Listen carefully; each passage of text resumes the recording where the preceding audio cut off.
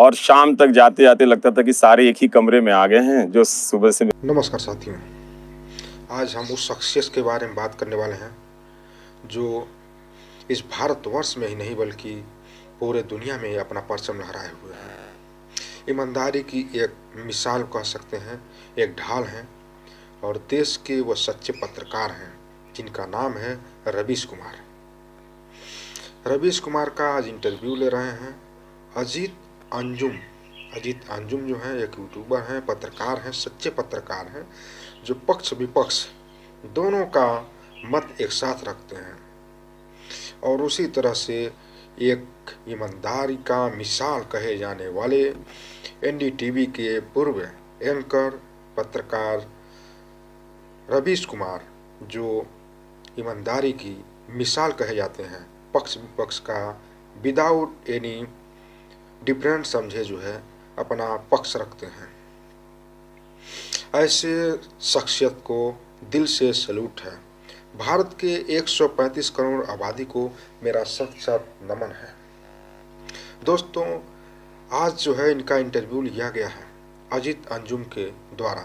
इनका इंटरव्यू अभी पूरा जो है टोटल नहीं अपलोड हुआ है, नहीं अभी लोगों ने देखा है, लेकिन जितना दिखाया है, जितना इन्होंने अभी प्रयास किया है, खुले आसमां में जिस तरह से इन्होंने अपने शब्दों को बयां किया है, काफ़ी जो है इन शब्दों को सुनने के बाद से आपका आंखें रोए या ना रोए, दिल जरूर से रोएगा, क्योंकि एक ऐसे सच्चे पत्रकार ही नहीं बल्कि एक सच्चे इंसानियत के नाते यह है आपके दिल में जरूर से कफन कलफ कहर जरूर से निकलेगा। साथियों, रवीश कुमार जब से 1900 जो है 1995 से जो है एनडीटीवी को इन्होंने ज्वाइन किया था और 2022 में जो है छोड़ा है। लगभग 27 सालों तक इन्होंने अपना जो है करियर एनडीटीवी में दे दिया। एनडीटीवी में जो है इनका करियर शुरुआत हुआ था पर्ची छापने से और आज एनडीटीवी में एक एंकर के रूप में जाने जाते थे, लेकिन अभी चंद दिन पहले इन्होंने अपना रिजाइनेशन दे दिया है एनडीटीवी से और आज जो है इनका इंटरव्यू था अजीत अंजुम के द्वारा। इस इंटरव्यू को सुनने के बाद से आपके पैरों तले की जमी जो है यह गवाही देगी, खिसकेगी नहीं, यह गवाही देगी कि ऐसे व्यक्ति को एनडीटीवी में न होना कितना जो है नुकसान है देश के लिए। शुरुआत करते हैं इन्हीं के तथ्यों से और इन्हीं के बयानों से। जब आपको लगे कि दुनिया किसी सेठ के गुलामी की जंजीरों में जकड़ती चली जा रही है तो समझ जाइएगा स्वतंत्रता, फ्रीडम की परवाने कहीं न कहीं एक शिकड़ में बनते चले जा रहे हैं। हालांकि इन्हें बांधना इतना मुश्किल, इतना आसान भी नहीं है। रवीश कुमार ने अजीत अंजुम जी से क्या क्या शब्द आज जो है अपनी सुंदर वाणियों में बोला है, आपको हम उस शब्द को सुनवाना चाहते हैं। थोड़ा इस वीडियो को कुछ पल के लिए आप लोग ध्यानपूर्वक देखिए। Thank you, thank you. मेरे ख्याल से आप में से जितने लोग होंगे उसमें कोई ऐसा नहीं होगा जो रवीश को जानता पहचानता नहीं होगा, इसलिए किसी लंबे चौड़े परिचय की ज़रूरत नहीं है। और ये सुबह कुछ खास है रवीश। अब तक जो सुबह होती थी उस सुबह की शुरुआत एनडीटीवी के प्राइम टाइम के लिए कुछ सोचते, कुछ रचते, कुछ लिखते, कुछ भूमिका तय करते होती होगी। हाँ, ये सुबह कुछ खास है। हाँ, बिल्कुल अलग है।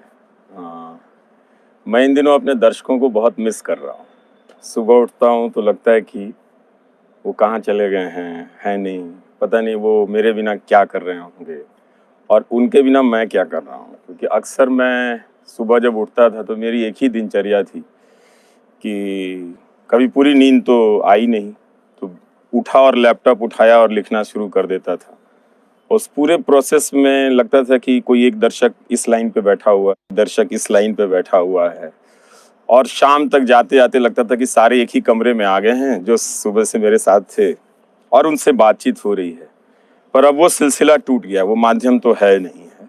और जो रोज रात को करने का एक जो अभ्यास होता था वो भी अब खत्म हो चुका है। तो एकदम से समझिए कि आपने कूदा तो था जहाज से और पैराशूट से आप बंधे थे, लेकिन बीच सफर में किसी बड़े गोदी सेठ ने पैराशूट काट दिया। तो अब मैं आसमान में ही हूँ, जमीन पर अभी नहीं गिरा हूँ, गिर भी सकता हूँ, कुछ पता नहीं है, इतनी बड़ी बड़ी ताकतें हैं, और हवा में तैर रहा हूँ। तो एक तरह से ऐसा लगता है, कभी उदास हो जाते हैं, कभी आंसू भी छलक जाते हैं कि अभी मेरे पास कोई काम नहीं है, और कभी मैं गहरी नींद में सो भी जाता हूँ। तो बहुत अलग तरह का एहसास है। अनुभव है। ऐसी आदत नहीं थी मेरी कि बिना काम के दिन कैसे गुजारे, ये सीख रहा हूँ अभी इन दिनों। और इसीलिए मैंने रवीश को आज बुलाया और इनसे आग्रह किया, जहां मैं रहता हूं कुछ ही दूर रवीश रहते हैं, तो आज आग्रह किया कि एक सुबह रवीश के साथ कुछ देर बातचीत की जाए, उस रवीश के साथ जिस रवीश ने 27 साल तक एनडीटीवी में काम किया और 2 दशक से ज्यादा वक्त तक रवीश की रिपोर्ट से लेकर प्राइम टाइम तक देश के दर्शकों से मुखातिब रहे। दर्शकों का बेशुमार प्यार भी मिला और बहुत ज्यादा गालियां भी मिली। हालांकि मैं कहूंगा जितनी गालियां मिली, मैं अगर देखूं तो उससे ज्यादा तालियां मिली। लेकिन अगस्त के बाद मैं एक दिन दफ्तर गया था, वो शुक्रवार का दिन था, छुट्टी लेकर दफ्तर गया था। वैसे बहुत कम लोग छुट्टी लेकर दफ्तर जाते हैं। तो उस दिन मुझे लगा कि ये मेरा जो घर है, जहाँ मेरी आत्मा रहती है, अब यहाँ से उसके जाने का वक्त है। तो प्राण जो है वो शरीर छोड़ रहा है। तो उस दिन मैं जितने भी लोग दफ्तर में थे, कैसेट लाइब्रेरी में मैं गया, पीसीआर में गया, एडिट बे में गया, अपने उस कमरे में 2-3 मिनट के लिए रहा, खूब अच्छे से घूमा, वहाँ पे महसूस किया और अपने आप को समेट के वहाँ से बाहर आ गया। जब बाहर आया तो मैं उस दिन हमेशा हमेशा के लिए उस जगह से बाहर हो गया था। और गाड़ी में थे अकेले, तो रोते रोते आए कि वो छूट गया। तब तक मैंने तो आप लोगों ने देखा किस तरह से रवीश कुमार के जीवन में काफ़ी जो है एनडीटीवी के प्रति लगाव थे, और किस तरह से एनडीटीवी को रिजाइन देने में उन्हें किन किन मुसीबतों का सामना भी करना पड़ा है। एनडीटीवी को उन्होंने अपना एक परिवार, एक अपना सदस्य के रूप में मान करके काम किया। एनडीटीवी को कभी उन्होंने अपना नौकरी या पेशा समझकर एनडीटीवी से नहीं जुड़े थे। एक दुनिया में, इस भारतवर्ष में कह सकते हैं सच्ची ईमानदारी की पत्रकारिता करने वाली कोई चैनल एजेंसियां थी तो ये थी एनडीटीवी। अभी वहीं पर भास्कर भी है, कुछ हद तक पक्ष विपक्ष दोनों का पक्ष रखता है, और भी कई सारे चैनल हैं जिनकी वजह से ये देश टिका हुआ है। नहीं तो गोदी मीडिया की यदि चलती तो कब का जो है देश बिक गया होता, फिर से हम उस गुलामी की जंजीरों में जकड़ जाते हैं जो हमें परवाने ने दिए थे। आप लोगों ने सुना एक बातें उनकी, जिस दिन वह फ्राइडे के दिन जाते हैं, छुट्टी होते हुए भी अपने ऑफिस जाते हैं, और ऑफिस जाने के बाद से अपने छोटे से उस कार्यालय में जहाँ पर वो अपनी रिकॉर्डिंग करते हैं, वहाँ पर 2-4 मिनट ठहरते हैं। 2-4 मिनट ठहरने के बाद से अपने एडिटर और अपने जो भी उनके कार्यकर्ता हैं, तमाम जो उनके जो एजेंसियां में काम करते थे एनडीटीवी में, सभी के पास जाते हैं, मिलते हैं। मिलने के बाद से उनको इस बात का आभास हो जाता है कि यह मेरा मिलन एनडीटीवी के इस सुनहरे पल का जो आज बीत रहा है, यह दोबारा नहीं आएगा। और उन्होंने इस चीज़ को बखूबी नज़दीकियों से देखा, और देखने के बाद से वहाँ से निकल दिए। और किस तरह से वो जो है जब अपने व्हीकल्स में बैठते हैं तो किस तरह से जो है रोते हुए अपने घर की तरफ चले जाते हैं। उन्होंने एक बात बहुत ही सच्ची जो बोली है कि लोग काली गाड़ियों में, रिवर्स रेंजर में, ऑडी में महंगी महंगी कारों में आएंगे और लोकतंत्र की हत्या करने वाले ये लोग होंगे, तो कहीं न कहीं ये बात सच है। दुनिया के तमाम ऐसे लोग हैं जिनसे लगता है सिर्फ उन्हीं को बिजनेस करने आता है, उन्हीं को नट बोल्ट कसने आता है, उन्हीं को चीज़ें करने आता है जो और इंसान को नहीं आता है। दोस्तों, अभी ये उनका इंटरव्यू जो है पूरा नहीं है, लेकिन जितना ही है उतना में आप लोगों ने देखा कि कितनी जो है नरमियाँ हैं इसमें। बहुत कुछ नहीं कहना चाहूँगा इस सच्चे पत्रकार के लिए। आप लोग हमेशा अपना प्यार इनको बना कर रखिएगा, इनके ऊपर बना कर रखिएगा। और ये दोनों सच्चे पत्रकार हैं जो गोद में नहीं किसी के रह सके। आपके पास पैसा है, धरती खरीद सकते हो, आसमां खरीद सकते हो, लेकिन उसमें ठहरने वाले को नहीं खरीद सकते हो।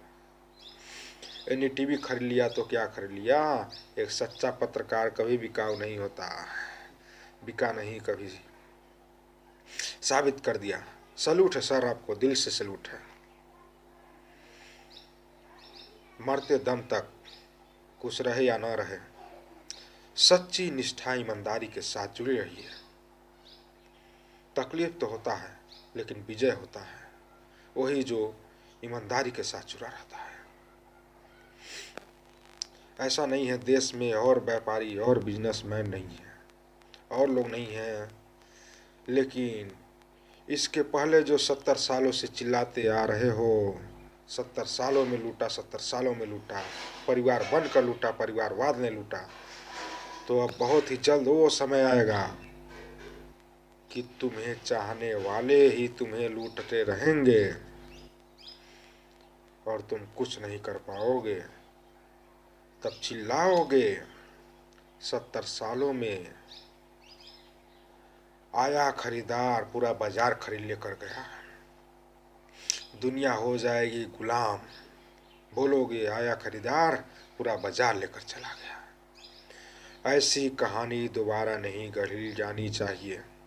लोकतंत्र की हत्या नहीं होनी चाहिए। जब तक जीवित हैं, जब तक सांसें चलेगी, तब तक लोकतंत्र को हम बचा कर रखेंगे। ऐसा प्रण करें। देश में युवा अंधकार रूपी जो पथ है उस पर चल रहा है। माँ बाप के कई सारे सपने हैं जो कभी पूरे नहीं हो पाएंगे, ऐसा लग रहा है। बहुत सारी चीज़ों पर हम बहस करना है, लेकिन अभी करेंगे नहीं, क्योंकि यह पल था आप लोगों को कुछ दिखाने का, जिसको हमने दिखाया। मिलते हैं नेक्स्ट वीडियो में, तब तक के लिए जय हिंद, जय भारत। और अपनी प्रतिक्रियाओं जो है उसे जरूर से साझा करिएगा, ताकि हमें भी पता चल सके कि हमारे व्यूअर्स किस हद तक सोचते हैं, किस हद तक जा सकते हैं, और किस हद तक इस देश को अपना समर्पण दे सकते हैं। मिलते हैं नेक्स्ट वीडियो में, तब तक के लिए जय हिंद, जय भारत। ईमानदार पत्रकार रवीश अंजुम के लिए 2 टूक जरूर से लिखिएगा।